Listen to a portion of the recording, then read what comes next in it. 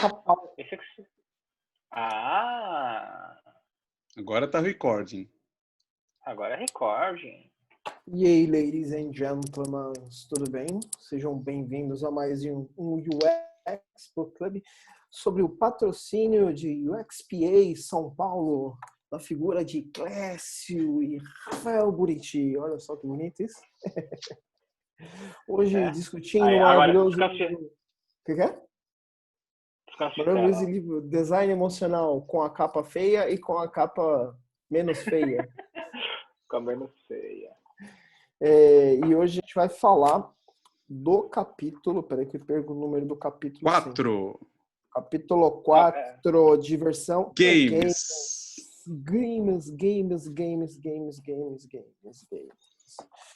Vamos lá. Eu, naturalmente e tradicionalmente, vou falar algumas coisas. Primeiro, abram as câmeras. Segundo... Opa, deixa eu ver aqui. Fabiano tá aqui, né?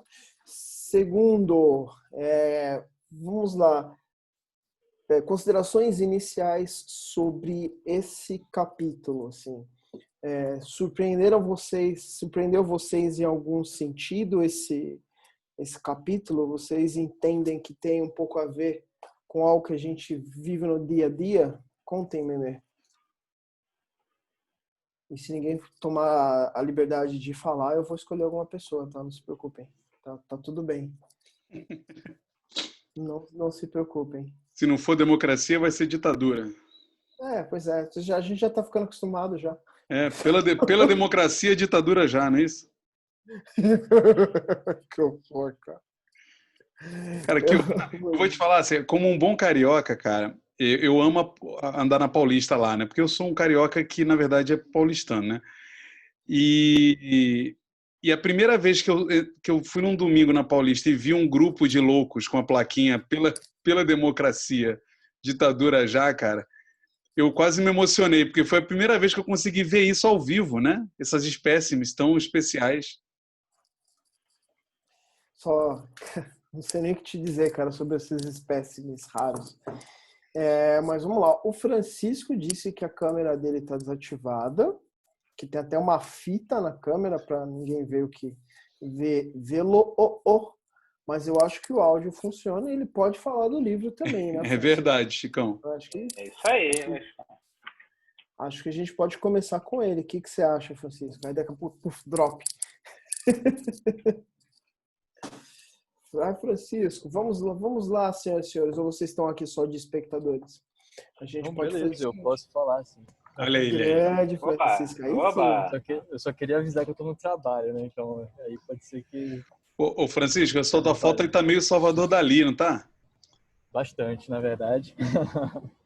Essa é a ideia. Esse capítulo do livro, esse livro do design emocional, na verdade, é um livro que eu li bem picotado, por assim dizer, né? Ele foi um livro mais de consulta. Algumas situações de discussões eu precisei ver ele. Então, essa parte de games, assim, foi uma parte que me interessou menos no sentido de necessidade, talvez, né? Não tive a necessidade de parar para pesquisar. Vamos ver o que ele está dizendo sobre isso. Então, fica meio até difícil de eu dar uma opinião, assim, sem acabar falando sobre o livro de um modo geral, né? Manda bravo. Só que eu acho que levando para além de algumas coisas citadas no livro, quando ele fala sobre o design emocional, os 3 aspectos, os 3 contatos, né, de design que o usuário tem com um artefato, com um produto, um serviço, eu tenho mais perguntas do que opiniões a respeito disso, né? Bom. Em relação aos games, né, quando você fala do contato, dessas 3 dinâmicas de contato com o produto e o serviço, e a gente tem também aquela questão de que é muito mais difícil você recuperar um usuário depois que ele tem uma experiência ruim, né? Quando se trata de games, é muito mais difícil você convencer, né? Eu falo isso como um gamer também, talvez. Quando a gente tem uma experiência muito ruim com o jogo, é muito difícil de voltar. Então, como que eu vou consertar isso? Com que tipo de processos, que tipo de atividades e abordagens eu tenho que ter para reconquistar isso.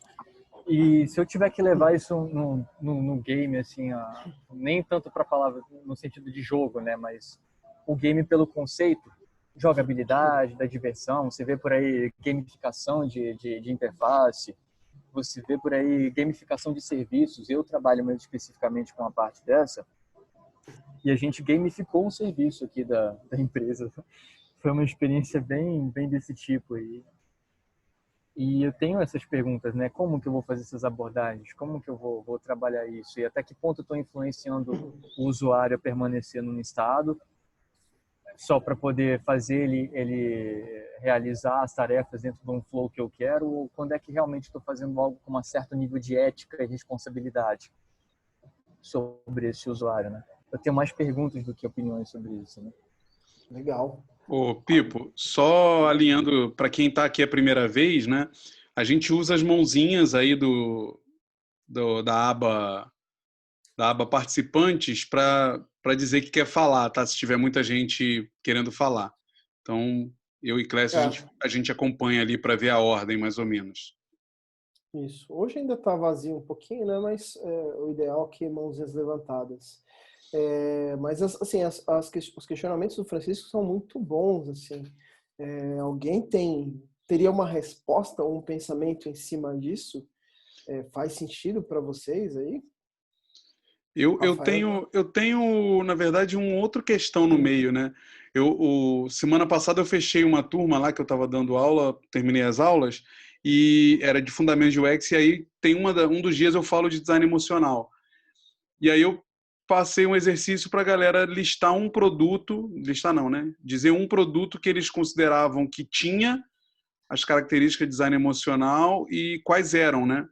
O que eles percebiam naquele produto ou serviço. E teve algumas pessoas que falaram de games, na verdade, do console em si, e aí teve uma pessoa que citou um jogo. Mas acho que é curioso porque quando você faz um comparativo do que o Francisco falou de gamification de algo para o game, de fato, o game classificação, né? O game, ele é puro entretenimento, né? E entretenimento, eu acho que tem uma pegada diferente, né? Entretenimento tem o reflexivo ali muito à flor da pele, né? Tá ali no reflexivo e no visceral muito à flor da pele. Muitas vezes não é tão fácil assim de jogar, né? O comportamental dele não é tão simples assim. Mas quando fala de gamification de serviço, eu acho que o reflexivo é puro ali, né? Porque você tem que trabalhar o desejo da pessoa de parecer mais inteligente, com mais badges, mais esse tipo de coisa, sabe? E aí acaba caindo nesse negócio que ele falou da ética, né? Porque o que a gente vê é muita gente usando isso. Eu lembro que na Embraer eles tentaram implementar um sistema de cursos, uma plataforma de treinamento, né, interna, e tinha uma gamificação nessa plataforma. E, cara, eu levantei a mão e fui contra, né? Porque eu falei assim, mano, mas o objetivo é fazer a galera querer estudar mais e tal. Mas, porra, mas você vai botar uma competição entre os funcionários para ficar provando quem leu mais, quem estudou mais e aí quem garante que isso não vai ser usado pelos líderes para definir quem merece uma promoção ou não, né, no meio desse processo, né? É muito louco, porque você está mexendo com o reflexivo total, né? Qual a relação que aquele treco que ele está usando ali tem para a sociedade em volta, né? Eu acho que tem essa coisa da ética do que o Francisco puxou, é muito forte mesmo. Boa, legal. Olha, a Érica disse que quer falar aqui, Érica. Pode ficar à vontade, pode abrir. É isso que eu estou lendo no chat. Ela falou assim, ó, eu quero falar. Eu quero falar. É só o que eu consegui ler aqui, eu quero falar. Ela acabou de escrever. Eu quero falar sim, por favor, me deixem falar.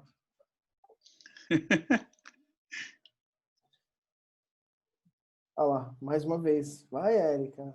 Não tenha medo. Não tenha medo. Fique à vontade, fique à vontade. Fique à vontade. A câmera não precisa, mas pode falar, pode dar boa noite. Isso. Oi, boa noite, pessoal. Boa noite. Vencemos pelo cansaço. Imagina.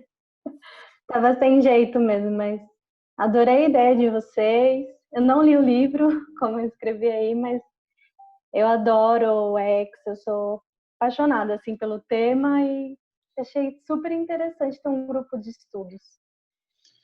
Por isso que eu tô aqui. É bom reforçar que a gente coloca isso na comunicação para todo mundo que está aqui, né?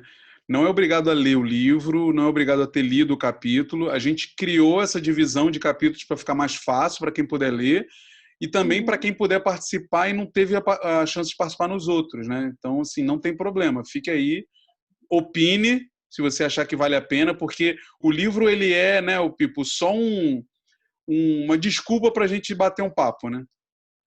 Exatamente, essa história. Ele é meio que uma linha guia, né? E a gente vai trazendo assuntos, naturalmente, a gente faz uma interpretação do que tem no livro, mas a gente conecta isso com o nosso dia a dia, que também é bastante importante, né? Afinal de contas, a nossa leitura é para que a gente melhore o que a gente faz no dia a dia, né? Esse é o ponto. E por isso que a gente pede para todo mundo falar, né? Para que seja uma discussão bastante rica. Tem que responder o Francisco aí, mano, que ele ficou preocupado ali com como resolver o problema. E aí, gente? Vocês acham que tem solução aquilo que o Francisco falou? Ou vocês acham que tem algum outro ponto que faça sentido ser trabalhado aqui na discussão? Eu vou tentar falar quase nada hoje, entendeu? Eu vou só provocar as pessoas. Normalmente eu fico falando um monte também. Aliás, se deixar, fica eu, Clécio e Buriti falando, né? Então pode ser assim. As lives de conteúdo são em outros canais, tá? Daí vira palestrinha, né? Daí a gente fica dando palestrinha e o povo não participa, né? Não pode. Palestrinha, né? É porque eu sou geração Z, cara. Eu tenho opinião para tudo. Então, assim... Eu nasci em 2003. Desculpa, eu tenho opinião pra tudo, é ótimo. Eu posso falar um pouquinho? Fala, João, fala. Então, é o seguinte, eu li esse livro, agora eu li faz muito tempo, e eu tava com isso na minha cabeça que eu ia reler o capítulo para vir para cá, e eu reli um pedaço.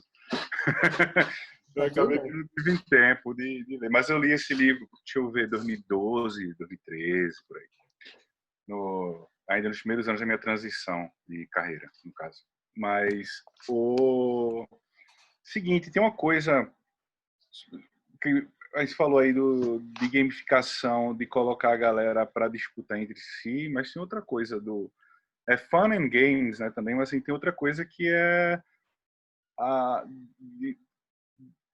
da gamificação do seu próprio processo, né, do seu próprio fluxo, assim, né, que pode ser uma coisa só sua também, assim, tipo, você pode dar feedbacks para a pessoa que a engaje de alguma forma, que não seja de uma forma comparativa, não precisa ser necessariamente apelar para a competição, né? E aí eu fiquei pensando muito nisso, porque ele começa o capítulo falando de Hiroshi Ishii, né? Né? Ainda eu acho que está vivo. Hiroshi Ishii é um pesquisador do MIT, que era do laboratório de interfaces tangíveis, e ele foi orientador de John Undercuffler, que é o de interfaces intangíveis, certo? É o cara que projeta aquelas interfaces que você mexe com a mão sem tocar em nada, que ele deu suporte a Minority Report. Caraca. Aquela interface que Tom Cruise trabalha com Minority Report é um protótipo do que ele estava tentando fazer no MIT também. Aquilo funciona de verdade?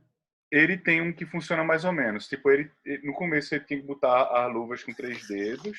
Não funciona daquele jeito, tá? Não funciona daquele jeito.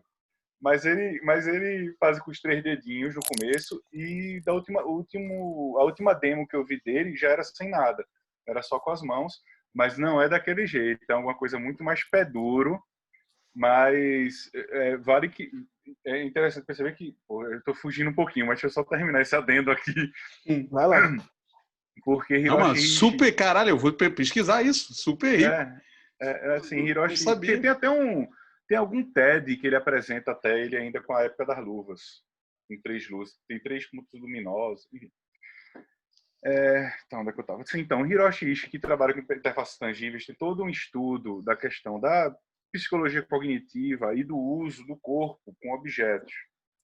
Né? Então, tem grande estudo sobre com a mão também. Então, tem uma cartilha, que eu esqueci o nome, mas falando de movimentos da mão, de coisa que é mais fácil, mais difícil. Por quê? Porque tem um tendão aqui que, se a gente fizer demais, isso aqui pode dar tendinite. Tem todo um estudo grande sobre isso, muito legal.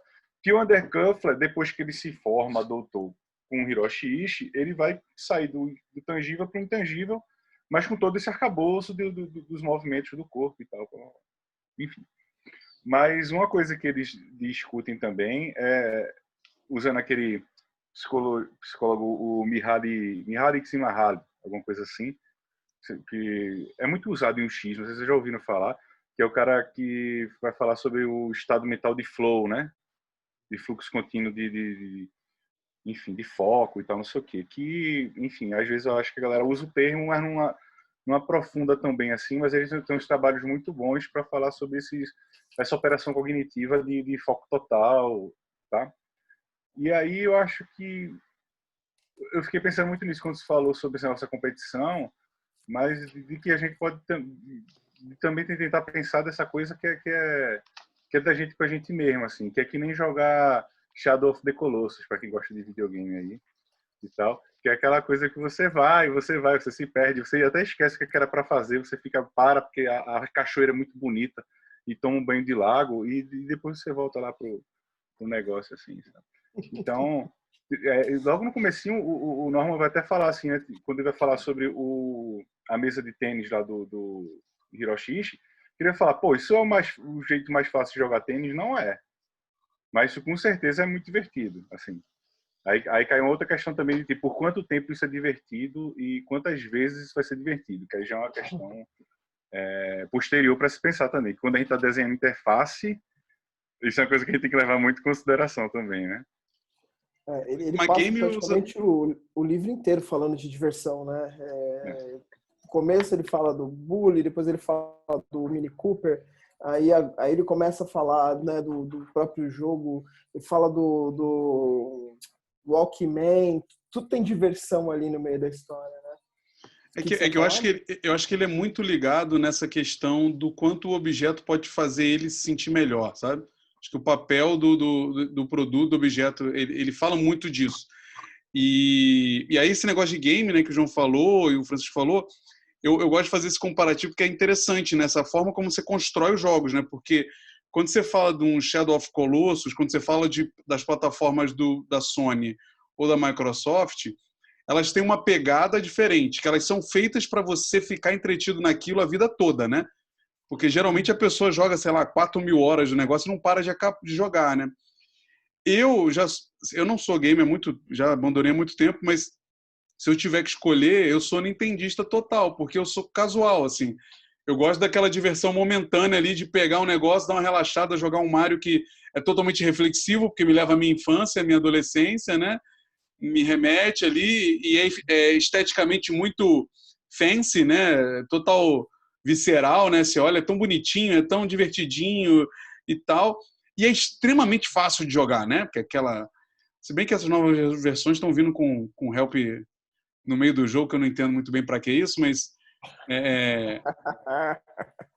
já viu isso? Quando você erra, sei lá, tipo 4 vezes de matar um bichinho, ele te explica como matar o bichinho. Mano, qual o sentido disso, né, cara? Mas videogames da nova geração. Tem um pedaço aí muito, muito delicado de como é que você trata a frustração, né, nesses ambientes, né? Os novos games, eles são muito aversos à frustração pelo fato do abandono, né? Assim, você tem essa questão. Você vê a mudança, né, Pipo, a indústria de games, ela é uma das que mais lucra no mundo, né, etc., mais que cinema e etc., mas ela tem perdido muito para a galera que vê o jogo no YouTube em vez de jogar, né? Uma galerinha que não tá curtindo o jogo, mas tá curtindo o jogo só por outra pessoa, né? Então é muito louco mesmo. Mas eu acho que tem isso que o João falou, assim, tem a pegada do quanto tempo vai te fazer ficar preso naquilo de fato, né? E aí volta a conversa do Francisco do Dark Pattern ali, né? Porque tem muito jogo que te usa, né? Te sacaneia, né? Faz você... Aí a gente volta a Fazendinha Feliz, né?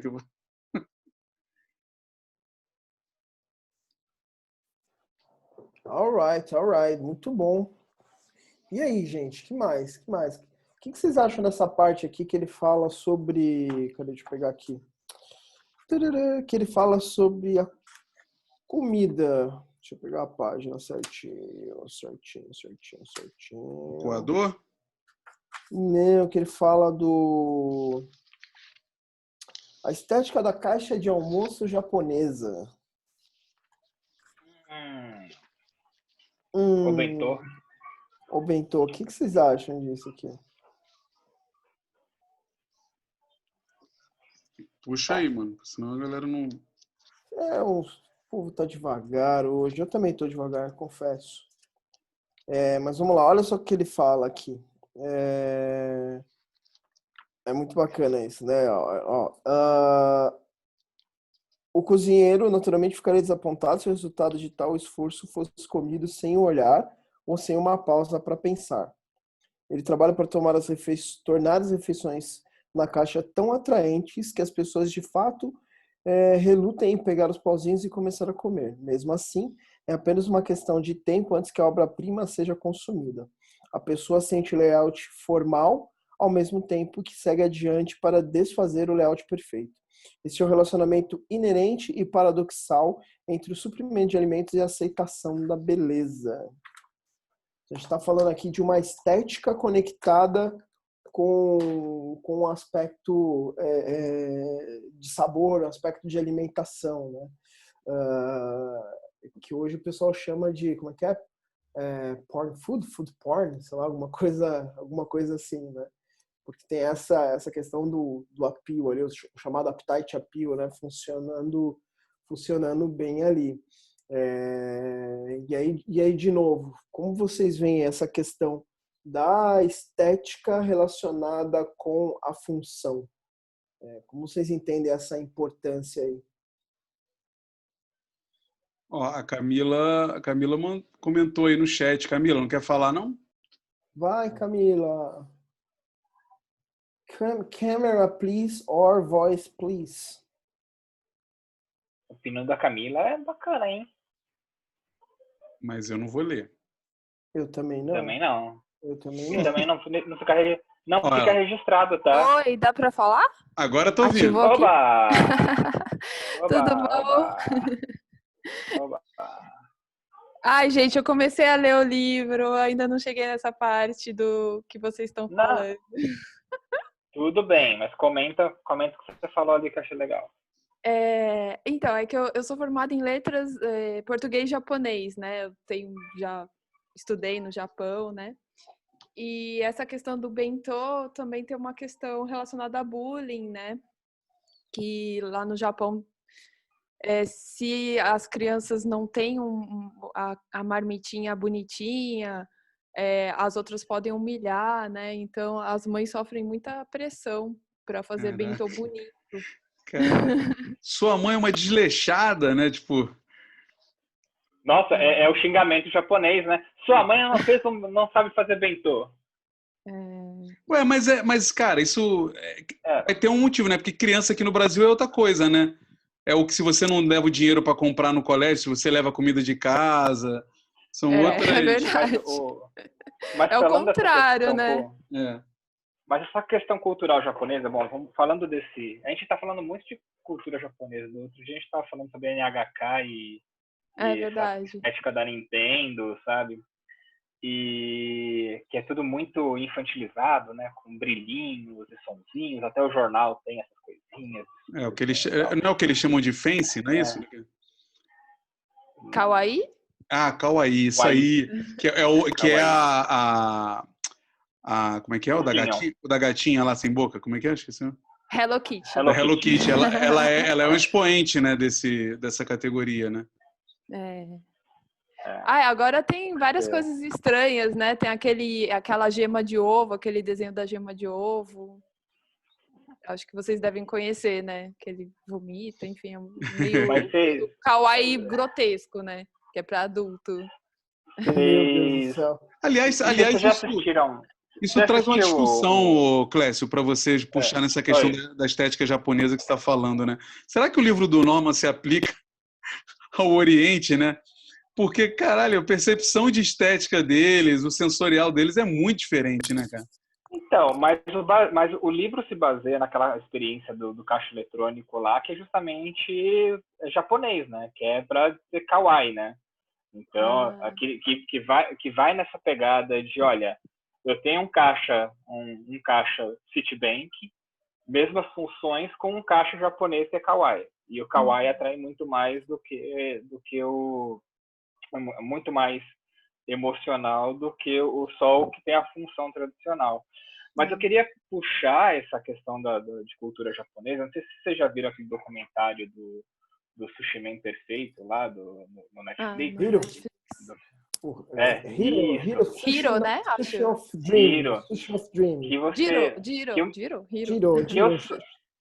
Que na verdade eu sofro porque o cara não tem vida, né, cara? Ele acorda às 5 da manhã para buscar o peixe perfeito.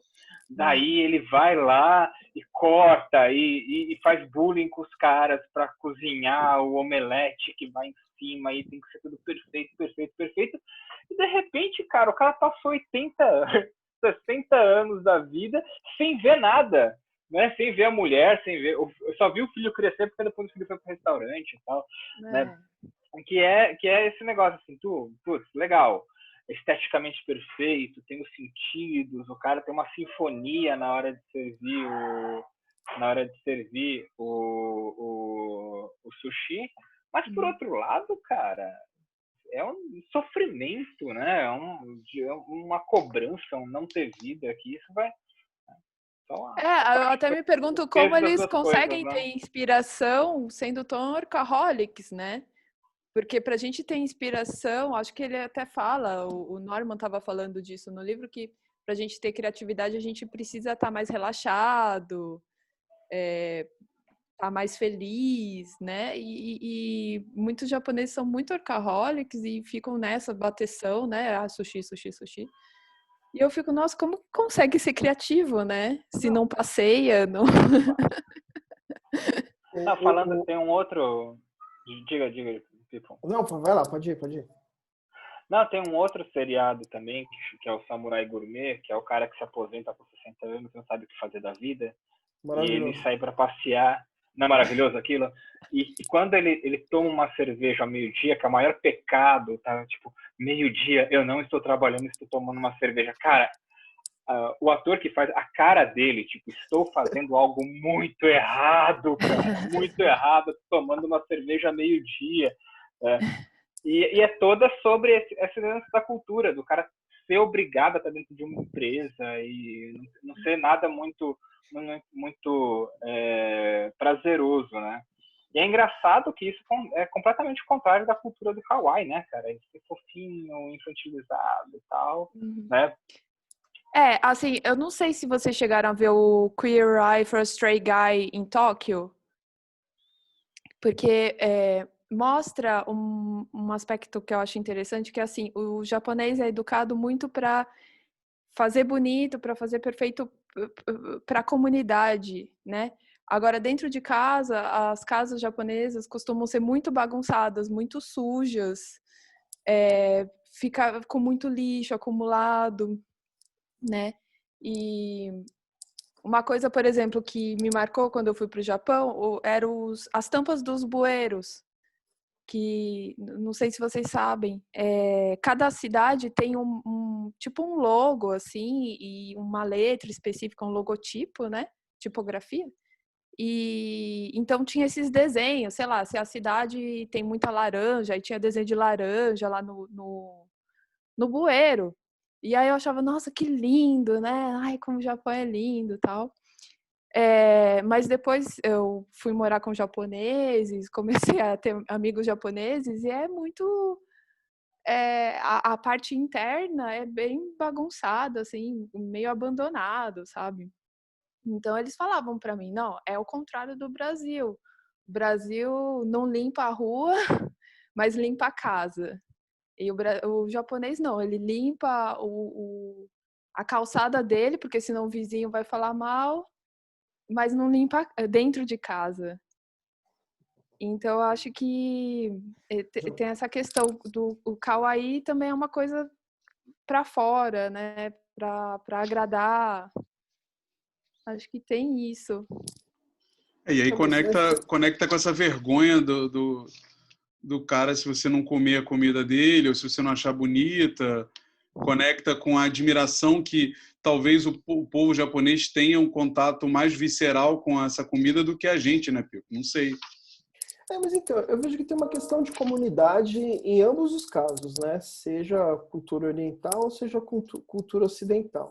Porque você pega lá os objetos gerais ali, eu vou voltar de novo lá no começo do livro. Você pega os objetos que são usados, legal, por uma função básica, mas tem objeto que é gerado, que é utilizado para gerar uma conversa, é um pedaço social disso, né? É um pedaço de comunidade ali. Da mesma forma, lá, lógico, com suas devidas proporções, você tem o japonês fazendo esse negócio para esse senso de comunidade ali.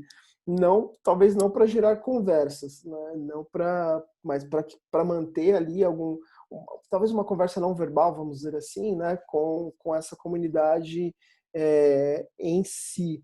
Eu até vejo que essas coisas estão bem, bem conectadas até, né? E inclusive a cultura japonesa ela é muito, assim, não precisa nem dizer, a Camila falou bastante dessa questão da conexão com a estética, né? E quando você vai olhar para design, por exemplo, design gráfico, etc., e considerando que é um país que tem certas leis bem pesadas, por exemplo, falar de ramo alimentício, né? Você vai comprar refrigerante, é tudo mais ou menos a mesma coisa. Onde eles investem? Nas embalagens. As embalagens são extremamente importantes e trazem todo um caráter emocional muito mais forte ali, né? Imagino eu, pelo que eu pude entender de lá. Do lado de cá até tem isso, mas existe uma preferência de branding, talvez, né? Não sei se eu estou sendo muito superficial ali, mas eu vejo que é até um pouquinho universal essa questão da emoção ali dentro do pensamento de design, né? E olha só, tem até um ponto legal aqui na página 129, queridos. 129, nós estamos quase na metade do livro, de verdade, viu? Ele fala o seguinte aqui, tem uma parte bem legal, que ele fala sobre prazeres gerais, né? Então ele fala do prazer físico, prazer social, prazer psíquico e prazer ideológico. Eu creio que tudo isso que a gente falou bate um pouco nessa tecla, né? Vocês concordam com isso ou não? Prazer físico, prazer do corpo, né? Prazer social, interação com os outros. Prazer psíquico, o aspecto do prazer com reações, estados psicológicos, e o ideológico, que tem a ver com a reflexão e experiência efetivamente, né? Vocês entendem que isso se conecta até mesmo com esse monte de coisa que acabamos de falar aqui, ou tem uma outra explicação para a gente conectar nisso? Essas coisas que a gente fazia antes da quarentena, né? Social, não é? Tipo, toda essa... eu tava lembrando, assim, fazendo um paralelo sobre a questão de comida e interação social, né? Que eu tava lembrando também de como a gente aqui é muito mais essa cultura latina, italiana, né? De como tem essa memória emocional da comida da mãe, né? Eu me lembro também do Jamie Oliver, fez 30 anos, que ele pegou uma Kombi e foi para a Itália para aprender. Eu vou para a Itália, porque lá as pessoas são legais e cozinham. E de repente ele descobriu que todo mundo se odiava, né? Que o cara gostava da comida da mãe, da cidadezinha, e o que ele aprendia numa cidade não podia levar para outra, porque a cultura de uma cidade era concorrente da cultura da outra. Então, numa cidade, o cara ralava queijo em cima do macarrão, na outra era farelo de pão com alho, e daí se o cara fazia uma coisa, na outra era pecado, e daí ele ficou super decepcionado por causa desse aspecto cultural, né? Não, inclusive ele era escrachado quando ele ia fazer as coisas. Sim. Lá, né? Tá errado, seu errado, nossa. Ou quando ele chega no mosteiro, eu cheguei no mosteiro, eles cozinham no mosteiro, e os caras comiam tudo enlatado, ninguém cozinhava mais. E daí você não tinha mais esse negócio. Mas aqui, assim, no Brasil, por exemplo, ano passado teve aquele fenômeno do torresmo de rolo, né? Que era a questão de você olhar aquilo na internet e falar assim, meu Deus, dourado, maravilhoso, crocante, milhares de sensações e tal. E, assim, pode ser que nem seja tudo isso depois, né? Mas que é essa questão de você estar socialmente indo até o boteco que faz aquele negócio com os seus amigos, entendeu? E um monte de gente, depois disso, acabou se aproveitando dessa questão emocional da comida e tudo para promover uma interação social e colocar isso como um produto, né? Algo que era... Né? E aqui a gente tem bastante dessa questão, né? Principalmente ligado à socialização, jogos e comida, né? Tudo junto ali, né? Porque no final, assim, né, Clécio, a gente procura coisas para gerar isso aqui. Eu acho que eu concordo plenamente, assim, Pipo. Porque no final do dia, quando você procura um serviço ou um produto que tem foco em lazer, né, ou como eu falei, o entretenimento, você está buscando esse prazer físico, mental, e alguns não tão social, né? Mas na maioria dos casos você divide essa diversão com alguém, né? O videogame mesmo, ele deixou de ser aos poucos ele foi deixando de ser uma diversão de grupo, né? Quando a gente era moleque, que era o jogo mais casualzão lá, do Mega Drive, do Super Nintendo, você juntava os moleques todo remelento na sala, né? Para ficar brigando e discutindo. Hoje eu vejo que alguns começaram a se divertir sozinhos, né? Tem na web. Mas é um pouco... Acho que nesse aspecto tem um pouco de diferença. Mas também tem o social, né? Mas no final, acho que todo mundo procura um objeto para isso, né? Quando fala de lazer. Eu acho interessante do social, né? Porque muitas vezes você compra um produto desse ou usa um produto desse pelo que ele vai dizer de você para fora, obviamente, mas também as conexões que ele vai causar para você, né?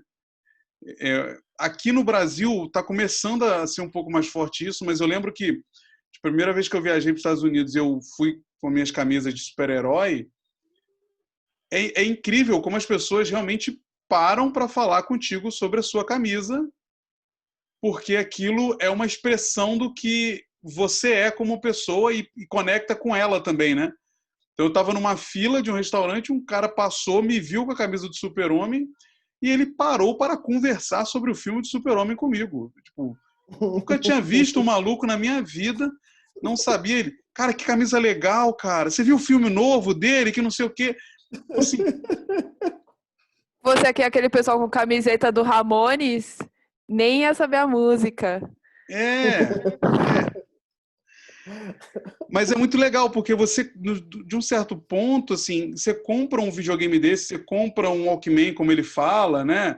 Walkman, né? Você compra um aparelho reprodutor de áudio, também, de certa forma, para fazer essas conexões com as pessoas, né? Ele tem um prazer, mas alguém vai ver aquele produto que você está usando para brincar, o patinete, né? Que, de certa forma, é um lazer, né? É um prazer ali. Alguém compra esse patinete muito louco aí. E você vai puxar uma conversa com alguém. Tem um cartão de crédito que é de rico, que é mais pesado.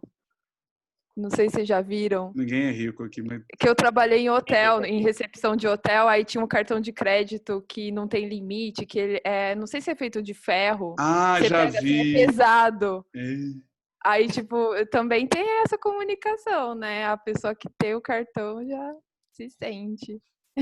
Mas tem isso nessa questão da aceitação social mesmo no iPhone quando colocado como uma peça de consumo, né? Só, sabe? Não uma função. Rapaz! Só porque tinha umas empresas que alugavam um iPhone para o cara ir para balada? Você acha, cara? Posso estar sendo ingênuo, mas em algumas situações... Mas, cara, pega só, né? É engraçado que talvez criança faça muito isso, e a gente traz isso para a fase adulta também, né? Mas toda criança, né? Passou o Natal, ela pega o brinquedo que ela ganhou no Natal e leva para a rua, né? Para mostrar aquilo que ela ganhou e para ser aceita naquele convívio, né? A gente não ficava puto quando, tipo assim, se a gente pedisse um Super Nintendo e nosso pai desse um Mega Drive e todo mundo na porra da rua tinha um Super Nintendo, tá ligado? Cara, eu tinha um Atari genérico da PCE, né, cara? Você era o horroroso. bizarro da rua, porque você não ia conseguir dividir o jogo com ninguém, entendeu? Também, então, cara. Era a mesma coisa, mas era horroroso. Não era um Existe Atari de madeira. Existe uma necessidade de integração social muito grande, né? O ser humano é social, né? E aí, com certeza, qualquer aspecto gráfico, visual, de interação faz com que a gente queira fazer parte daquilo, né? Assim, até eu vejo que um pouco do Nubank é essa história, né? Quando o Nubank começou, tinha esse hype do cartão, esse hype de, puta, que legal, cara, olha só, é uma conta, chega o cartão super bonitinho aqui, eu vejo na minha timeline meus gastos, tal, não sei o quê. E tinha, não, né? Eu sou diferente, eu sou, como é que é? Hyperbeast. Eu sou o hipster que uso o cartãozinho diferente, né? Isso gerou toda uma cultura em cima do negócio, né? Gerou toda uma questão social em cima daquilo que as pessoas simbólico, vão né? atrás disso por causa dessa referência, né? Quem é que tem Nubank? Deixa eu só fazer uma pesquisa aqui. Quem é que tem Nubank? Eu tenho. Então estamos no número... É simbólico algumas coisas, né, Também. que você colocou, né? Tem um sociólogo, ele alguns outros também falam disso, mas eu levo muito pro lado da sociologia e da filosofia, tá, gente? Porque eu sou estudante de sociologia também, né? Uhum. Oba! E daí você tem o Pierre Bourdieu, né? Que ele fala sobre as estruturas sociais, né? A influência do hábito individual dentro da estrutura social e como a estrutura social devolve isso para o indivíduo, né? E essas interações, elas ocorrem por meio de símbolos, né? O símbolo, ele pode ser a linguagem, ele pode ser... E aí a linguagem, você tem diferentes formas de linguagem, né? Você tem a linguagem visual, você tem a linguagem verbal, a linguagem comportamental, mas as interações, elas ocorrem de forma simbólica, né? Nesse primeiro estágio. Porque o ser humano, ele é produtor de símbolos, num primeiro momento, né? Antes de você produzir cultura, você produz símbolo, e aí esse conjunto de símbolos, ele gera uma cultura, né? É por isso que, por exemplo, quando o Buriti estava nos Estados Unidos, o cara enxergou esse símbolo nele e aí gerou uma identificação ali com o grupo, né? Ele falou, nossa, aquele cara ali deve conhecer e tal, gerou uma identificação simbólica. Pode ser que tenha sido falsa num primeiro momento, porque pode ser que o Buriti não saiba nada sobre o filme, ele só achou legal e comprou e estava usando ele de bobeira, mas ocorreu uma comunicação. Eu acho isso interessante porque isso mostra pra gente que as trocas, vamos colocar assim, né, as trocas simbólicas entre a pessoa e entre pessoas e entre pessoas e objetos, elas ocorrem de maneira inconsciente também, né? Eu gosto aí que eu levo a discussão assim pro campo do design, porque diz que o design, todo produto de design é um produto intencional. Ele é um produto intencional, só que ao mesmo tempo essas interações simbólicas que a gente tem entre artefatos, objetos e pessoas, elas se dão a níveis que vão além do consciente, assim, né? Às vezes você não percebeu que você gostou de alguma coisa, mas você gostou de alguma coisa. Donald Norman mesmo, ele já falou disso. Às vezes o teu usuário, ele não sabe por que ele está gostando ou não gostando daquilo, mas alguma coisa ali simbolicamente despertou nele aquele desejo, né? Vamos botar aí o contato visceral, né, com o artefato, com o objeto. Despertou nele um desejo. Ele pode não saber o que é, porque foi simbólico, né? Tá além até de questões de cultura, né? Quando vocês falaram sobre o Japão, do Oriente, né? Eu sou um pouco criterioso, talvez, com isso, né? Porque quando você fala Oriente, né? Aí você tem um Oriente muito grande, né? Tipo, você tem o Japão, tem a China, a Coreia, são culturas completamente diferentes, né? Aí vem aquela galera que, não, tem olho puxado, não, mas às vezes não, às vezes pode ser ofensivo. Aqui no Brasil, por ser um país continental, algumas coisas são bem ofensivas, assim, de um estado para outro, né? Eu acho isso legal e eu acho que isso se conecta também com o que você está falando, Pipo, por conta disso. Porque é a interação simbólica, né? Exato. E aliás tem um ponto interessante aqui, ó. Falar desse pedaço de simbolismo e de, assim, até da própria falta de entendimento, por que aquilo me atrai, né? Como, por exemplo, a camisa do Super-Homem. Se fosse uma camisa do Iron Man, talvez, mas Super-Homem, né? Tipo, Mas aí que tá, né, Pipo? É o símbolo, né, que ele falou, né? Porque quando você vê aquele símbolo que, de fato, sozinho não significa absolutamente nada, ele remete algo a você que você... Tipo assim, para mim, ele tem significados de tudo que eu li durante toda a minha vida dele e eu sigo... E eu, tipo... carregar esse símbolo na minha cabeça tá passando uma mensagem também para o mundo daquelas coisas que eu concordo daquilo ali que eu li, né? E por aí vai, como o Clécio com as foice dele lá. E pode ser diferente também, né? Porque o símbolo que você carrega, a interpretação que a outra pessoa vai ter pode ser completamente diferente disso. Sim. O Super-Homem é um ótimo exemplo para isso. Assim. Tem quem olhe e encare ele como um escoteirinho bunda mole, tem quem olhe e encare ele como um ideal de ser humano, e etc. Tem várias formas, né? A gente pode começar a sessão DR de UX, já com a fala do Francisco, porque ele falou justamente de um ponto que é muito interessante, que eu acho que é a questão da prepotência do design, ou do designer, de achar que você consegue controlar todos os aspectos do que você está projetando, né, na ponta. Então, eu falo assim, olha, porque parece que é tudo intencional, o meu projeto é intencional. Se o projeto realmente, a gente sabe, se o projeto fosse realmente intencional, a gente não teria iterações em cima do projeto, que é o que acontece. Então, a gente projeta dentro de um campo conhecido, faz o melhor, tenta fazer pelo menos o melhor possível dentro do nosso escopo de conhecimento de projeto, mas, obviamente, quando isso cai no mundo, daí a brincadeira é outra, né? Porque assim, daí cabe aquela história que a gente sempre fala do Foursquare, né? Cabe ter humildade para conseguir entender e saber como as pessoas estão usando e interagindo com o seu produto e conseguir se aproveitar melhor daquele conhecimento, né? Porque a partir do momento que você fala assim, não, o mundo usa errado o que eu projetei e eu projetei certo e é determinístico o projeto, daí nós temos um problema muito sério. Mas isso está relacionado ao modelo mental, né? Está relacionado a gente achar que todo mundo encara os simbolismos da mesma forma que a gente, né? E aí é a minha pergunta que eu ia fazer, né? Que o Francisco puxou, isso para mim faz todo sentido, assim. Mas será que existem simbologias que são universais, ou pelo menos universais para determinados grupos, né? João. Assim, acho que tem uma coisa que eu Fala, João. Rapidinho, que assim, falando de Bourdieu, né, que o principal livro dele é A Distinção, né, que ele vai discutir bastante sobre isso, capital simbólico e tal e pá. Isso, e aí, assim, a primeira coisinha entre as duas pessoas que se encaram e se percebem como de alguma coisa é a distinção delas em relação às outras. Então, acho que assim, esse é o primeiro ponto. É tipo assim, subtrair todos e ter esse grupo. Tá ligado? Aí ai, meu, nossa senhora, desculpa. Aí você, sendo bem deleuziano, agora uma vez que a gente tem um grupo que a diferença é a diferença do que está por fora, aí dentro desse grupo vai brotar as diferenças do grupo, né?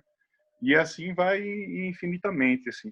Mas é interessante perceber que o primeiro processo é de subtração do que não tem esse símbolo que está sendo compartilhado, né? É o primeiro passo, vamos dizer, desse processo. É assim que seu coleguinha da casa do lado que tinha o Master System, igual o Gustavo falou, não era chamado para as brincadeiras. E era o pobrezinho, era o pobre da vila, né? Mas esse cara tem um Atari, eu tenho um Super Nintendo. Esse cara aqui não pode brincar comigo. As construções que são exclusivas. Aliás, esse é um ponto interessante, né? Quando você, a pessoa tem o Atari, certo? Outra ganhou o Super Nintendo ou qualquer outro que seja, em algum momento, porque aquele Atari deixou de ser interessante, né? Página 133, né, no começo o Norman fala: a capacidade de adaptação dos seres humanos cria um desafio para o design, mas uma oportunidade para os fabricantes. Quando as pessoas se cansam de um objeto, talvez comprem um novo.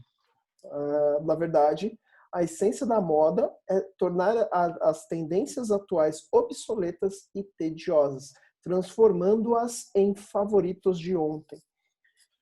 Né? Videogame novo é isso aí, né, cara? Olha isso aqui, que animal. Celular novo, comercial da Apple. Agora nós temos um processador Quad 55, mostra ele aberto, assim, né? A arquitetura dele por dentro. Bauman concorda com você. Né? Assim, vocês há de concordar que eu estou no país que leva isso mais à risca, né? E, assim, em termos de tecnologia aqui, me parece que todo mundo é publicitário. Porque todo mundo sabe o nome de modelo de celular, do celular novo, do que surgiu de novo e tal, não sei o quê. Isso é uma coisa, eu tô brincando aqui, mas essa é uma conversa muito comum entre meus amigos publicitários lá de Recife, assim, e a gente brincava disso. Mas aqui as pessoas são muito ligadas com a nova coleção das coisas novas delas, assim. Principalmente das marcas favoritas, tipo, eles têm marcas favoritas, de tecnologia, de roupa, de óculos, de acessórios e tal, né? E é uma conversa muito comum aqui, na verdade. Isso é uma coisa que eu esperava alguma coisa assim, mas não esperava que tanto, vamos dizer assim. Né? Mas até por isso que a Black Friday se faz extremamente favorável aí, né, cara? Porque ela é construída nisso aí que você está falando. Ela é construída no princípio de que eu tenho um modelo A, o modelo A agora é para quem não tem dinheiro e vai vir um modelo B. Então, o modelo A vai ser vendido para quem não tem a grana para ele antes e agora eu compro um novo modelo. É isso. É basicamente velho, isso. Quem tá bem empregado aqui não vai comprar um negócio velho. Velho, né? Velho. Não vai comprar um negócio do ano passado. Coleção anterior. Na Black Friday. E para quem perguntou aqui, eu nem vi quem foi. Eu estou nos Estados Unidos. Por isso que ainda tá sol aqui na janela. Mas a cultura americana leva isso bem até para carro, né, cara? Do cara que é aquele leasing constante, né? Do cara ter que estar com o novo, então ele entrega. Que era aquilo que teve a crise das hipotecas também, que isso era para casa também, né, cara? Que o cara pegava uma hipoteca, depois mudava de casa no outro, depois mudava porque ia arrastando hipoteca. É uma cultura americana de renovação, né? Que era o que movia. Mas é engraçado que, por exemplo, eu não sou gamer, eu já falei isso aqui algumas vezes, mas eu sei que o universo do gamer em si, ele usa muito esses gatilhos, né? Então, você tem, por exemplo, esses patches, né, dos jogos, né? Então, o cara lança um jogo hoje, passou 2 meses, ele já está lançando uma atualização para o jogo que tem que ser paga, e quem não atualizou, né, tá se sentindo meio mal, né? E aí o jogo é construído, então talvez o design, o projeto desse jogo seja feito para isso, né? Para te estimular a estar atualizando ele o tempo inteiro, porque o antigo já não serve mais, né? Então, assim, tem uma série de... E chega em determinado momento, eu acho que essas paradas, aí talvez voltando pro Norman, aí esses jogos, esses brinquedos, esses objetos de lazer, em determinado momento, eles perdem a capacidade de gerar prazer de fato, né? Porque eles viram um peso, né, na vida da galera, né? Porque se você tem que ficar jogando o último negócio da última coisa do não sei o que lá, já não dá mais prazer, né, cara? Você vira... O lance de qualquer psicotrópico é exatamente isso, né? Você tem um lance de prazer no começo e depois você tem uma dependência por algo que já não te gera mais prazer. Né? Basicamente isso. Eu vejo isso meu filho jogando Fortnite. Né? Então ele joga, ele fica muito nervoso quando ele morre, simples assim. Ele fala, pai, eu quero comprar skin, não sei o que, não sei o que. Aí custa, sei lá, R$150. Eu falo, mas e aí, seu personagem vai ficar mais forte? Não, é porque é legal. Que eu não aguento mais olhar, né, para essa skin. E te digo mais, assim, cada vez que você vai jogar, ele te troca de personagem. Às vezes é uma menininha, às vezes é um cara, mas não é uma skin personalizada, sei lá, tem uma lá que é do Aquaman. O Aquaman Momoa. Tem lá uma skin do Aquaman Momoa. Aí ele quer a skin do Aquaman Momoa. Por quê? Porque é legal. Né? E aí confunde, não confunde? Tipo, visceral com reflexivo? Não tem uma confusão forte aí? Cara, eu até vejo que, de certa forma, para alguns... A questão é a seguinte, a gente...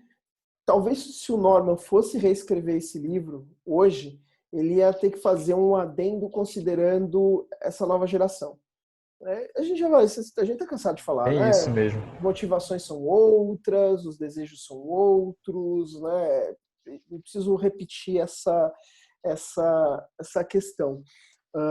Mas eu vejo que a forma com que as coisas impactam esse público, e aí considerando o senso de comunidade, e é que, ok, eu estou falando de um público específico ali que está numa faixa classe B, com o comecinho da C ali, não estou falando da classe D e E, porque, né, de novo, eu detesto essas coisas de classes, né? O Buriti também, né? Mas quando você está falando das pessoas que têm acesso a esses negócios, é outra história. Como é que o Norman explicaria a questão da pessoa preferir assistir o jogo do que jogar o jogo? Como é que ele explica Então, isso? mas eu acho que o Francisco, até de repente eu queria ouvir ele falar, porque ele disse também que concorda que é bem por aí, mas eu fico pensando que, na verdade, os conceitos dos três elementos do design não são mutáveis, sabe?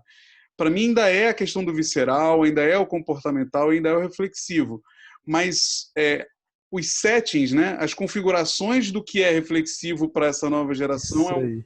é um pouco diferente, entendeu? Então, tipo assim, para ele, o reflexivo talvez seja mais, como é que fala? Perene do que para a gente, entendeu? Porque se você for reparar, né, o saudosismo para a gente é totalmente diferente do saudosismo do nosso pai e talvez seja do nosso filho. Então, eu acho que ainda continua sendo os três pilares, mas eles mudaram de uma forma que talvez em alguns aspectos sejam mais frágeis, outros não. Será que os signos mudam aí? Vamos Então, lá. né? Esse Por ponto escala que eu queria semiótica? chegar. Muito bom aí, muito bom terem conectado esses dois pontos aí. Primeiro eu vou pegar o gancho do Buriti, né? Assim, eu acho que sim, continua também, eu acho que é só as configurações que mudam. Mas antes de entrar nessa reflexão que eu tenho, eu queria dizer uma coisa. Donald Norman, quando ele escreveu um livro, ele fez isso baseado numa pesquisa, tá? Isso é só para situar, porque eu sou bem oposição ao establishment, né? Sim. E ele fez isso baseado em pesquisas, e essas pesquisas, elas tinham um contexto histórico, certo? É sempre importante lembrar isso, porque um livro, ele é produto de uma pesquisa. Isso é um recorte, é baseado numa pesquisa que ele também reflete um recorte. Então você tem um livro aí que foi escrito até um certo período, que foi baseado numa pesquisa que respeita também um certo período. Então é importante questionar a base que sustenta esses argumentos. Eu penso dessa forma. Quando o Buriti coloca, por exemplo, que continua sendo o mesmo conceito, porque parece ser uma lei geral, né? Parece ser uma lei geral que o Donald Norman coloca. Eu vejo dessa forma. É só como essas leis se configuram nessas novas gerações, no contexto histórico que você vive, e como a sociedade, inclusive, se configura. Eu acho sempre importante conectar isso com como a sociedade está configurada também, que a geração, até a minha, olhando a geração mais nova, assim, vê que tem essas diferenças no modo de pensar, as concepções, o modo como eles constroem símbolos, e é aí que eu vou conectar com essa questão do símbolo, né? A produção simbólica, ela muda de acordo com as gerações, cada geração é um efeito bem interessante, né? O Bourdieu explica um pouco disso também, né? O papel da geração anterior é um papel de conservar, certo? O papel da geração seguinte é de subverter o símbolo. Ele tenta subverter tudo que a geração anterior está tentando fazer e aí tomar esse lugar, para aí sim conservar novamente. É como se fosse uma disputa ali simbólica entre gerações, né? E tem um cara que ele é um cientista do MIT, né? Ele é o Steven Pinker. Ele é um filósofo, um cientista cognitivo e trabalha com psicologia, com linguística. E tem um livro dele chamado Do que é feito o pensamento, onde ele diz que a mente humana é capaz de interpretar um cenário específico de diversas formas, né? E cada interpretação é construída em torno de algumas ideias básicas, como fato, causa, mudança e intenção. E isso é o legal, quando você para analisar a construção simbólica do design? Será que a gente está levando em conta que a mente humana ela tem flexibilidade para mudar de quadro totalmente aquilo que você criou? Ela é capaz de interpretar de formas completamente diferentes aquilo que a gente criou, né? Porque ela pode, por exemplo, interpretar tempo como evento, ela pode narrar um fato como se fosse tempo, e ele usa linguística, inclusive, para poder explicar isso, né? Eu até recomendo esse livro, é muito interessante mesmo.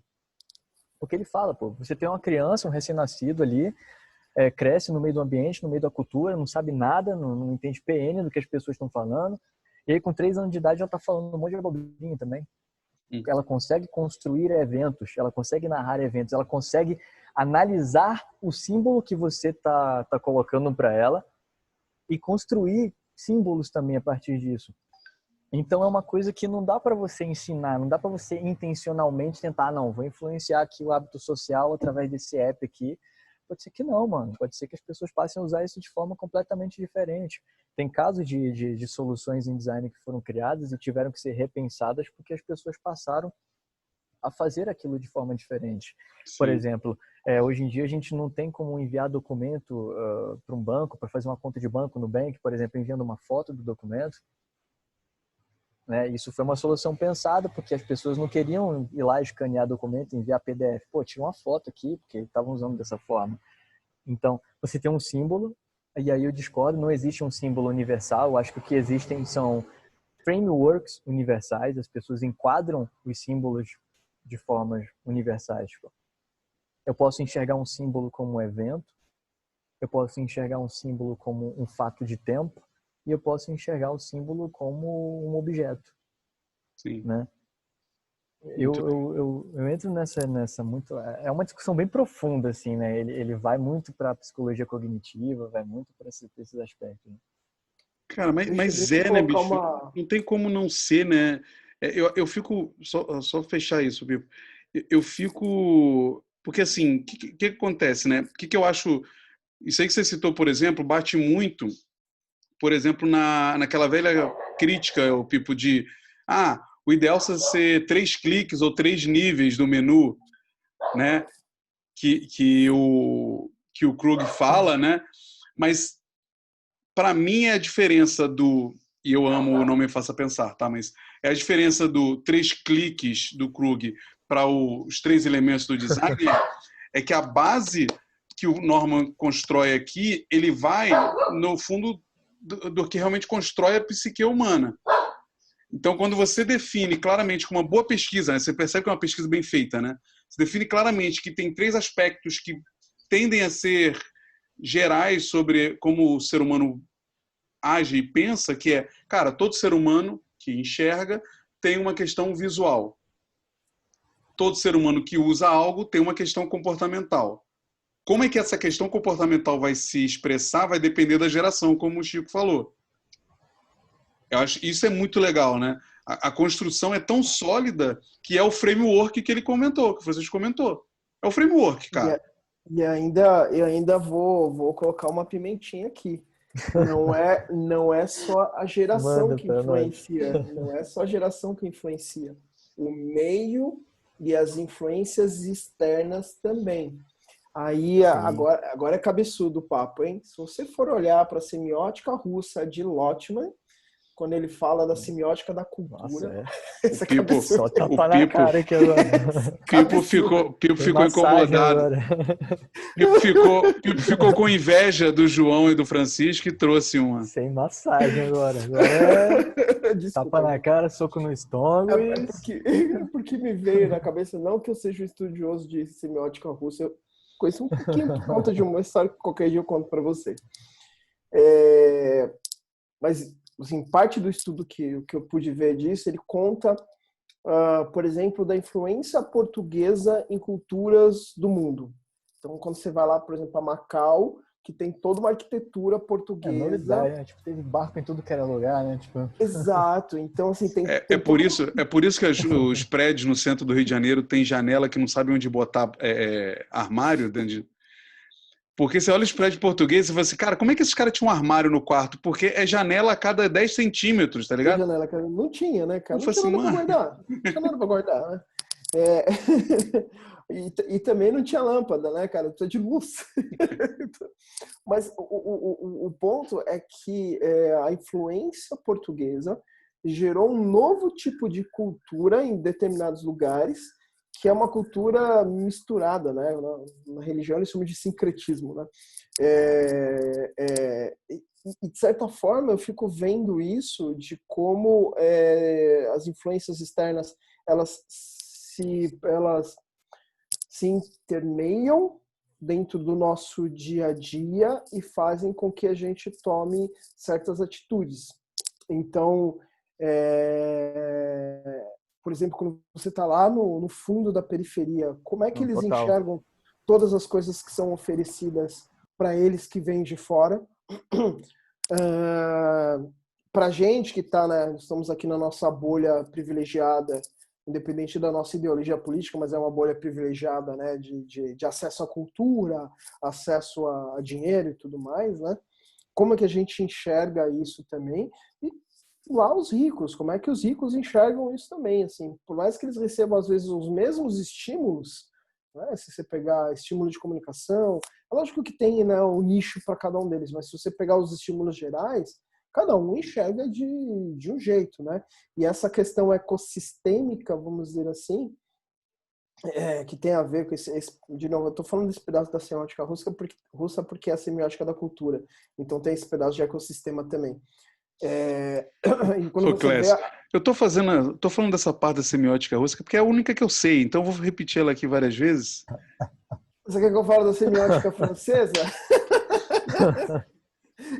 O Buric tá muito despeitado hoje, cara, porque o nível tá aqui em cima. O Buric tá num despeito. Eu não tenho nem o que falar, A gente pode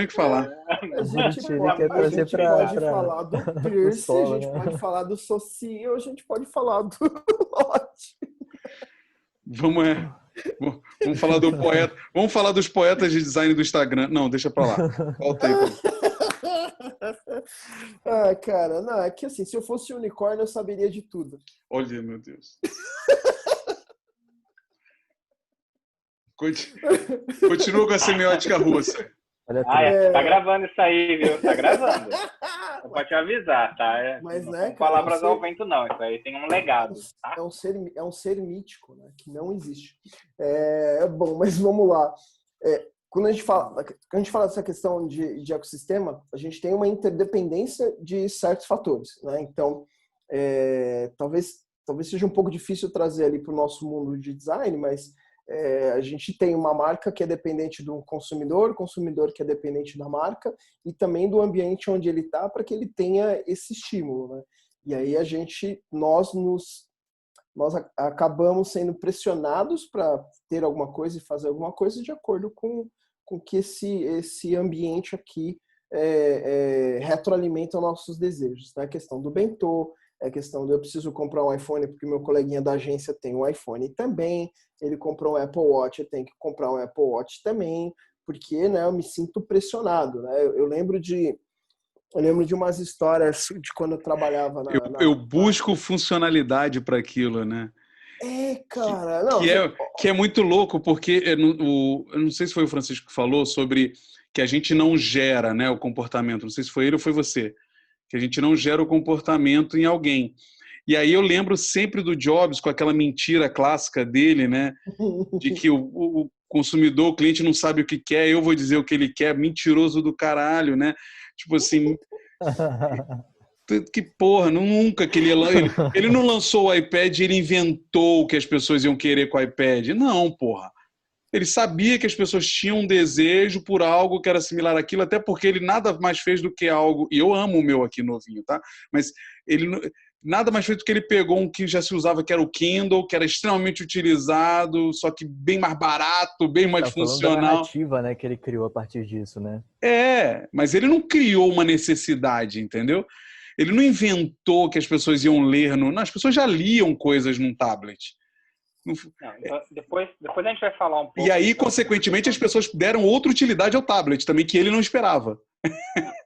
Básico, né? Básico. Essa luta contra a cultura, a cultura interna da empresa, diante, sabe, o alto mito que é a cultura empresa, do branding e tal, sob a visão que as pessoas têm de fora, né? Que assim, a Apple, ela é construída, né? Principalmente na volta do Jobs, né? Que eu acompanhei todo esse período da volta do Jobs, principalmente quando ele matou o Newton, né? Que foi um negócio maravilhoso, né?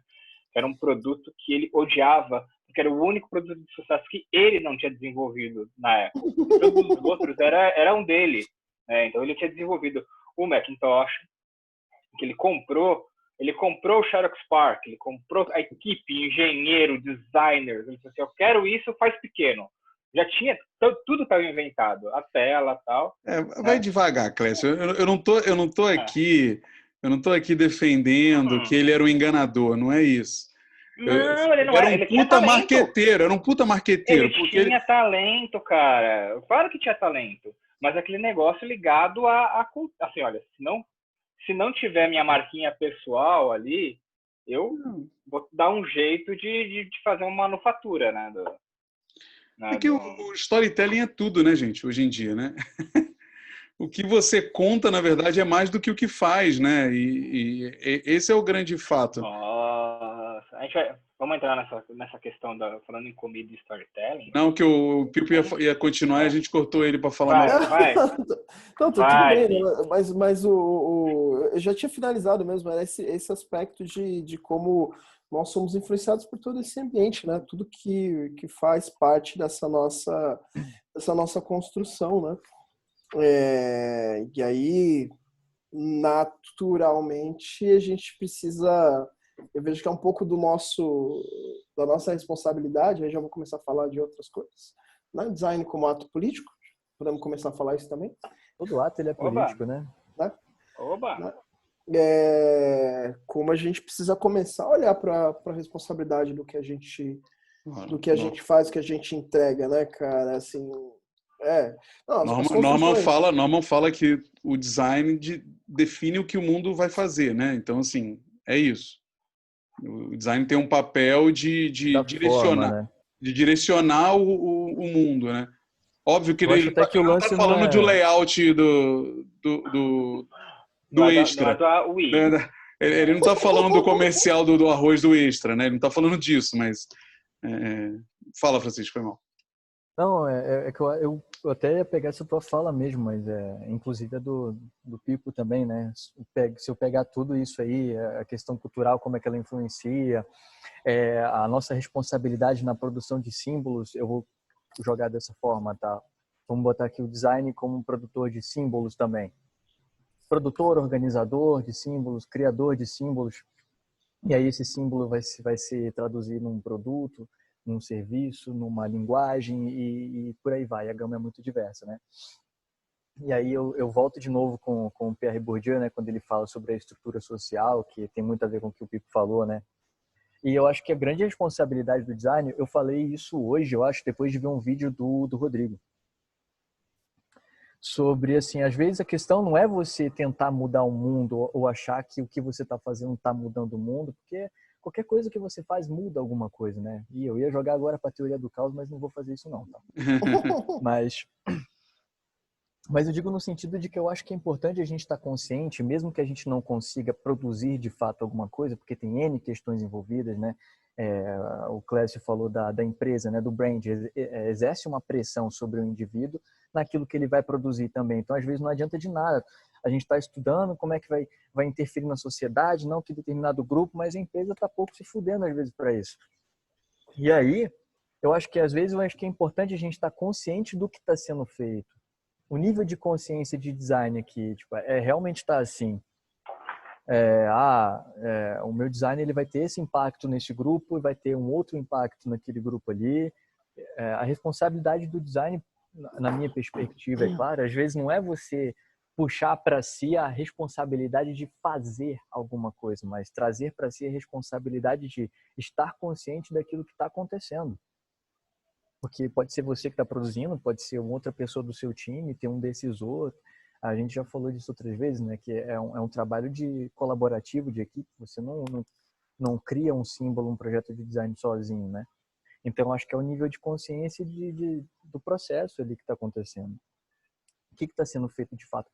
Teve, numa das lives sobre o Product Discover, né? Esqueci o nome dele agora, gente, desculpa. É um dos pesquisadores, que ele falou que a gente vai enviesar as coisas, né? Ricardo. Eu acho que é normal. O Ricardo, ele falou, você vai enviesar, e vamos colocar assim, você vai ter uma influência emocional, comportamental. Acho que é o nível de consciência que você tem sobre essa influência que você está tendo e sobre esse viés que você está jogando no teu projeto.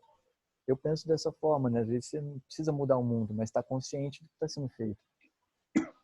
Vamos puxar o Gustavo para falar o que ele falou no chat para cá?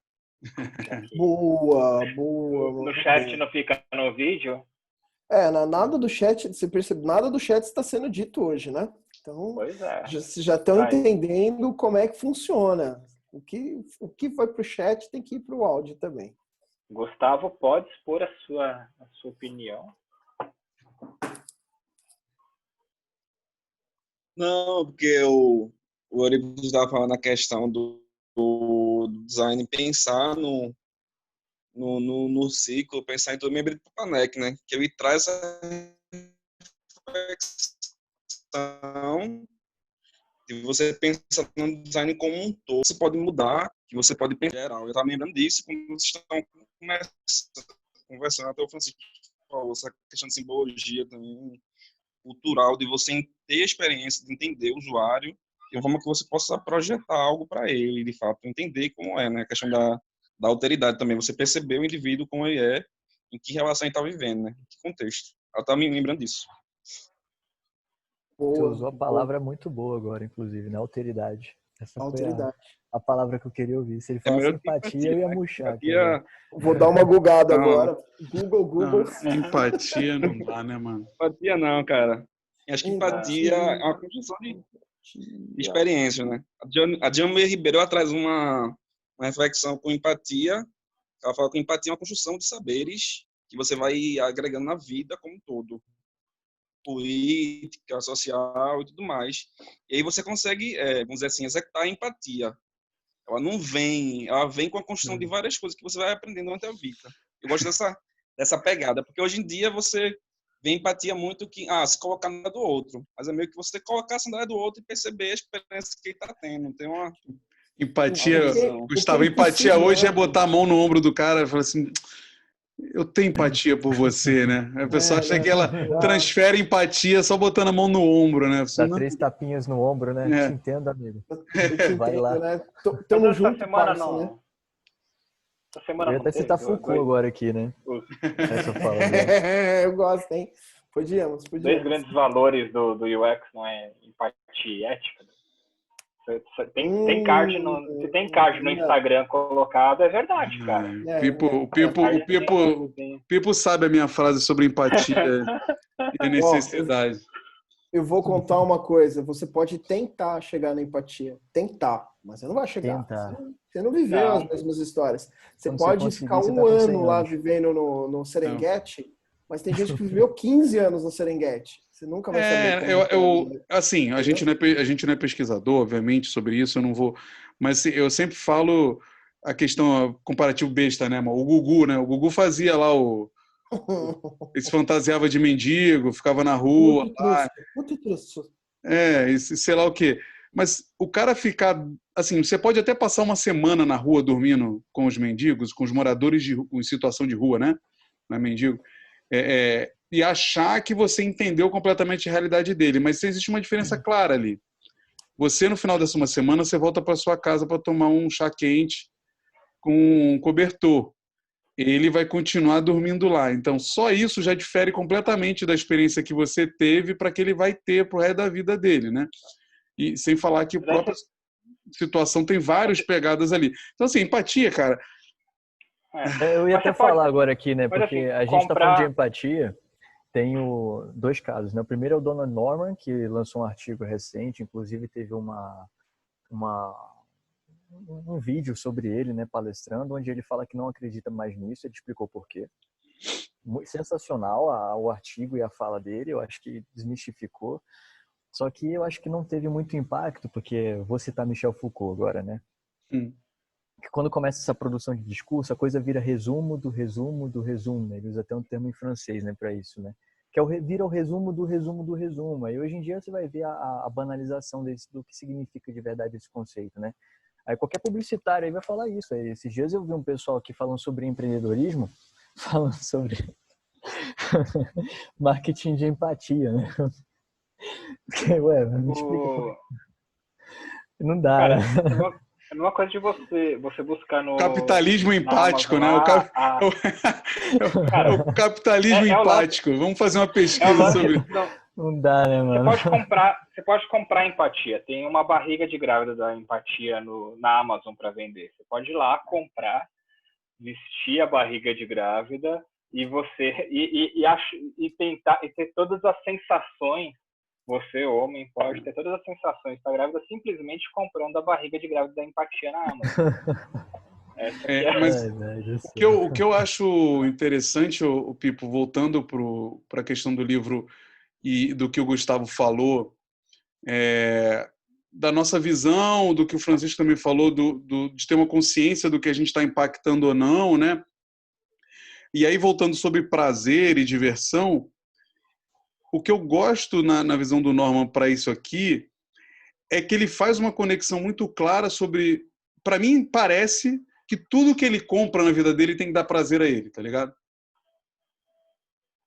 Para mim, parece que ele cria esse contexto muito claro. Não importa se é uma necessidade básica minha ou não, mas tem que estar conectado a me dar prazer de alguma forma. E aí explica isso. E aí, de várias formas.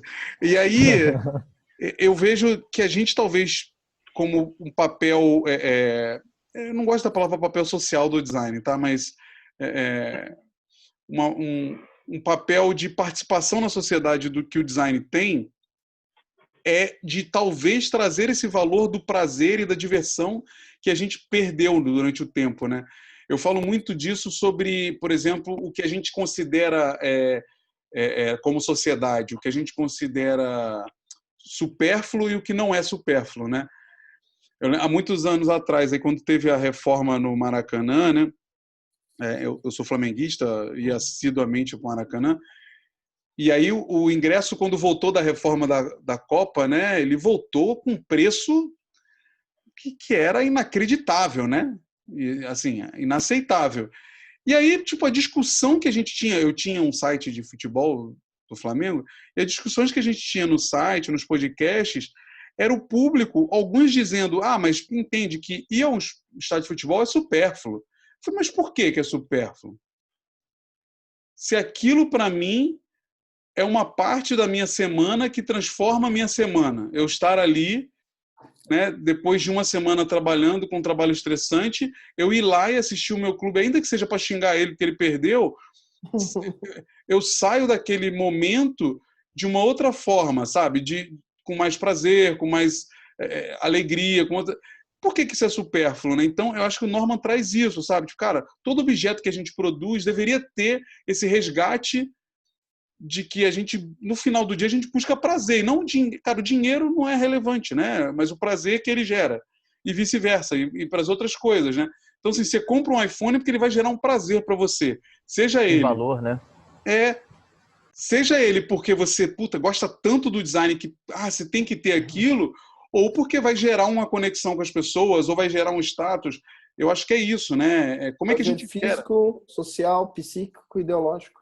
É a gente recuperar que tudo que a gente projeta deveria gerar prazer no final do dia, né? Não precisa ser em todos esses âmbitos ao mesmo tempo, né? Mas algum deles vai gerar, de fato.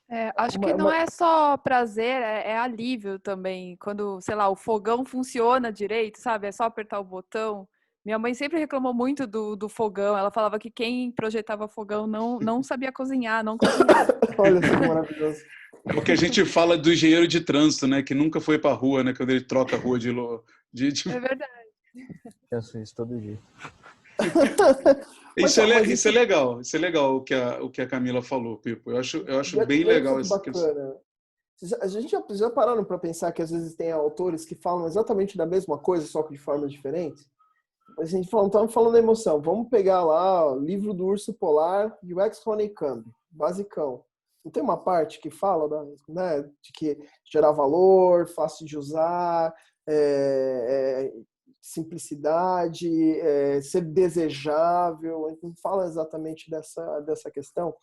No final das contas, o que a gente faz é fazer as pessoas felizes ali. Aí, se a gente for pegar aquele viés de que tudo é um serviço, né?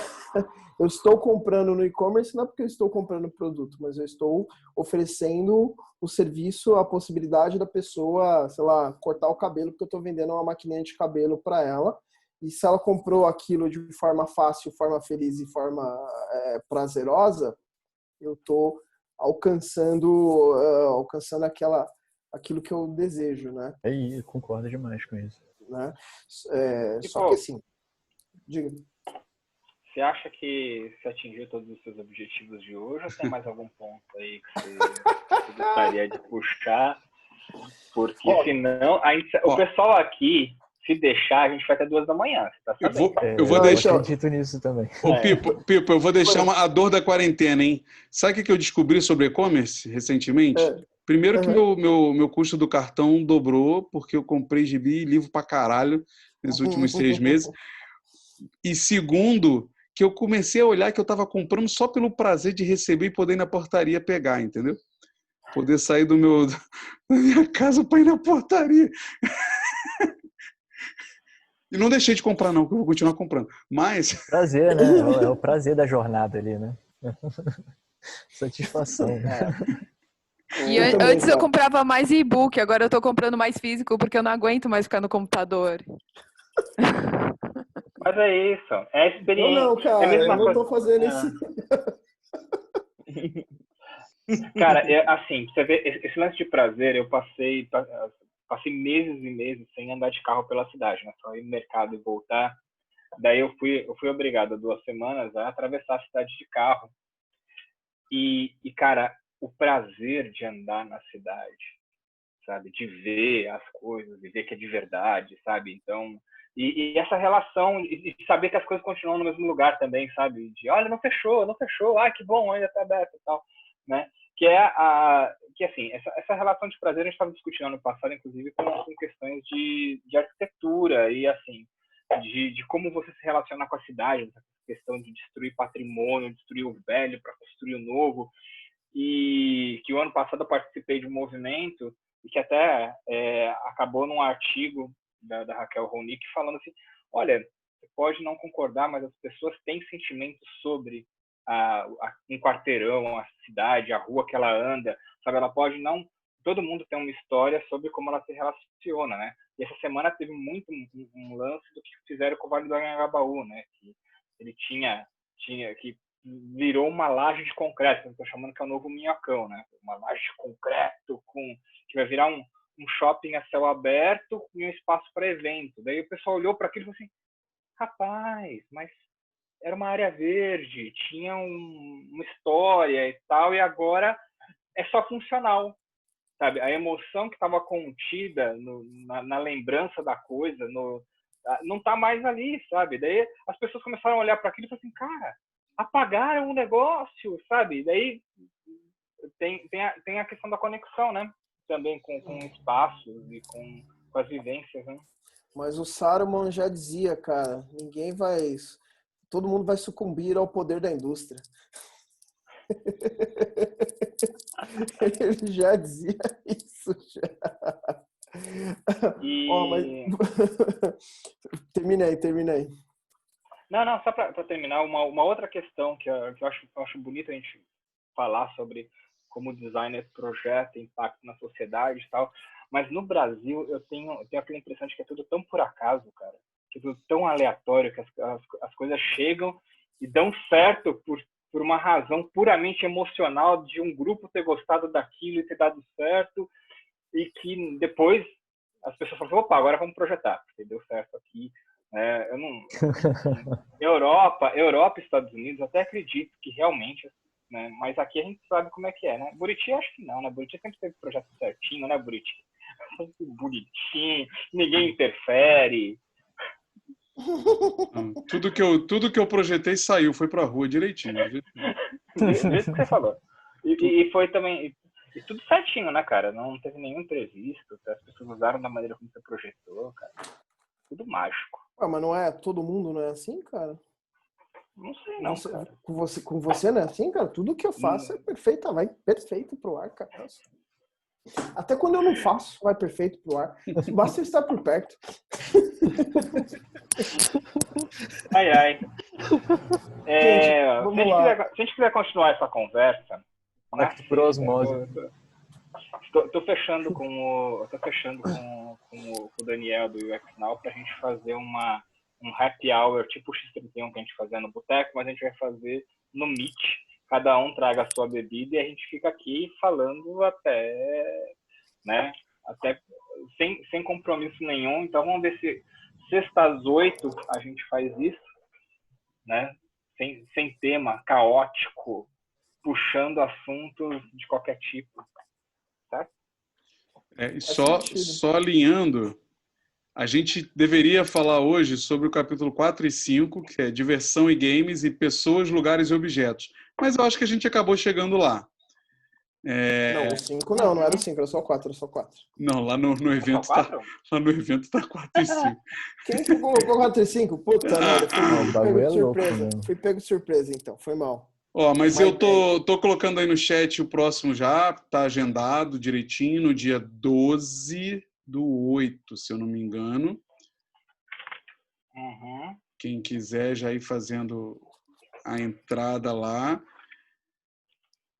Então o Clécio já deu o anúncio aí, vai ter o X31, não é isso? Sexta-feira, às 8 eu vou fazer o artezinho e postar, mas sexta-feira às 8 no Meet, provavelmente no Meet, né, que é aberto, então senão a gente vai ficar só 40 minutos no Zoom. Amanhã tem o de portfólio. Gente, eu agradeço muito, assim, eu gostei muito do papo hoje, hein? Eu acho que a gente está evoluindo consideravelmente aí no debate. O nível aqui hoje foi, cara, fiquei envergonhado. Não, foi... Eu também.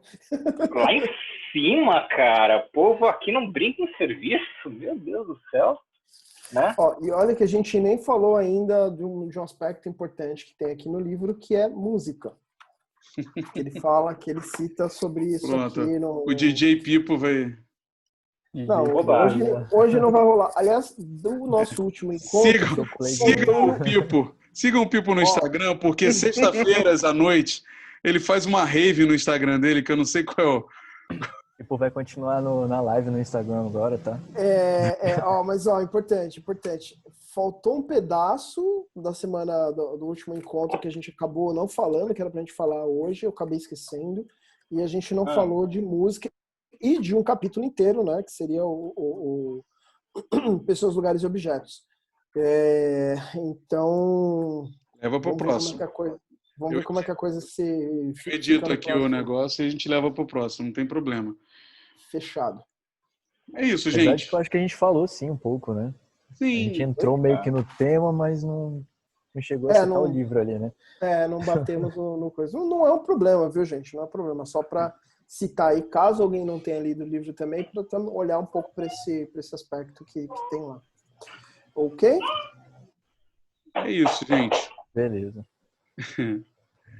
Muito obrigado pela noite aí. Espero que tenha sido legal para vocês também. E até a próxima. E fiquem à vontade para falar, todo mundo, hein? Por favor. Valeu, gente. Boa noite aí. Boa noite. Até mais, gente. Tchau, tchau. Boa noite, pessoal. Tchau.